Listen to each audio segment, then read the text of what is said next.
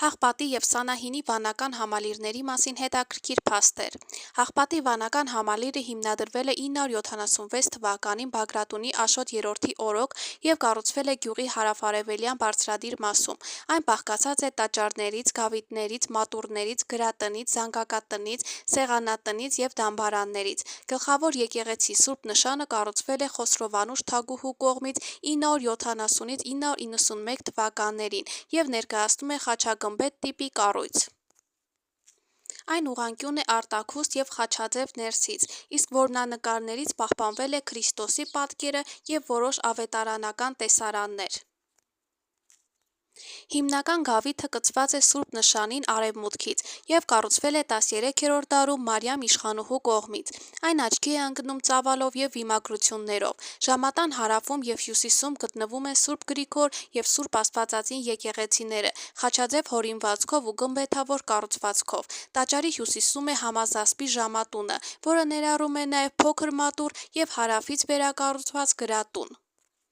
Գրատունը համարվել է գրչության կարևոր կենտրոն։ Այստեղ պահպանվել և վերագրվել են հին ձեռագրեր։ Հուշարձանախմբի ամենանշանավոր կառույցը եռահարկ զանգակատունն է՝ աշտարակաձև, խաչաձև, հատակագծով և գմբեթով պսակված։ Այն աչքի է ընկնում ճարտարապետական ներդաշնակությամբ և սլացիկությամբ։ Հյուսիսում տեղակայված է Սեղանատունը, երկսյուն և կամարակապ։ Համալիրում կան նաև կամարածածկ սրահներ, որոնք ծառայել են որպես տապանատներ։ Դրանց հատակը պատված է տապանաքարերով, իսկ ներսում պահպանվել է հանրահայտ ամենափրկիչ խաչքարը։ Հաղպատը ներառված է ՅՈՒՆԵՍԿՕ-ի համաշխարհային ժառանգության ցանկում՝ որպես միջնադարյան հոգևոր ու մշակութային կենտրոն։ Վանքի Հաղպատ անունը նշանակում է ազատվել հաղբից, որը գրաբար նշանակում է մռայլ դժգույն, իսկ ատը զատվել իմաստն ունի։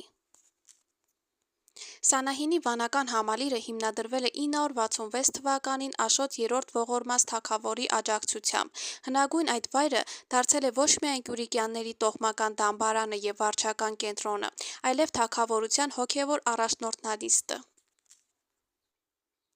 Սանահինը անունը ստացել է Հաղպատի վանքից հետո կառուցվելու պատճառով՝ «Սաքան զնահին» արտահայտության իմաստով։ Վանական համալիրը կազմված է տարբեր դարաշրջաններում կառուցված սրբատեղիներից և քաղաքացիական կառույցներից։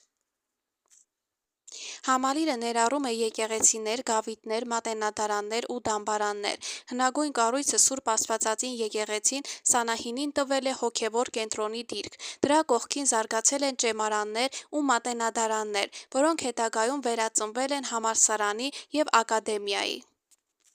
Համալիրում գերիշխող տեղ է գրավում Սուրբ Ամենափրկիչ եկեղեցին՝ իր խաչաձև հատակագծով ու հսկայական գմբեթով։ Նրա կողքին Սուրբ Գրիգոր եկեղեցին է՝ դրսից կլոր, ներսից խաչաձև քառախորան։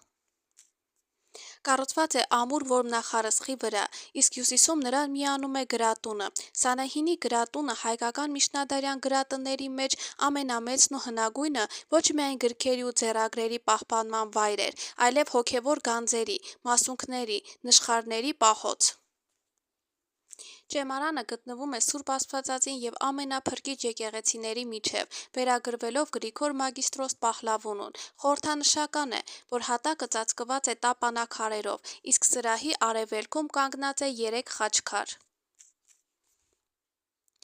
Համալիրի տարածքից դուրս պահպանվել են նաև Արգուտյան երկայնաբազուկ և Զաքարյան տոհմերի դամբարանները, Սուրբ Հակոբ, Սուրբ Հարություն, Սուրբ Կարապետ եկեղեցիները, ինչպես նաև Սուրբ Սարգիս մատուռը։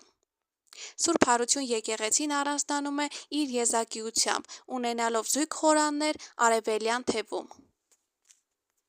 Վանքի Սանահին անունը ավանդաբար կապվում է Հաղպատի վանքից ավելի հին լինելու հետ, սակայն ամենայն հավանականությամբ անվան մեջ խաղարկված է հետևյալ իմաստը՝ սա նա է Բարձրյալը հիմնել։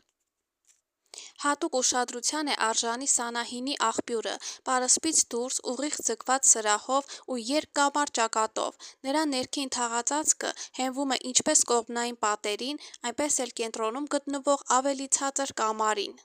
Սկզբն աղբյուրներից Հաղպատ վանական համալիրի մասին մեզ հասած տեղեկությունները հիմնականում հանդիպում են Սանահին վանական համալիրի հետ միասին։ Պատճառներն ավելի քան տրամաբանական են, քանի որ վանքերն ունեն նույն ժամանակագրությունը ու գտնվում են միմյանց շատ մոտ։ Հաղպատ և Սանահին վանական համալիրները համարվում են Հայաստանի ամենաերկարակյաց գործող հոգևոր ու մշակութային օջախները, նրանց տարեգրությունը 1000 տարուց ավելին է։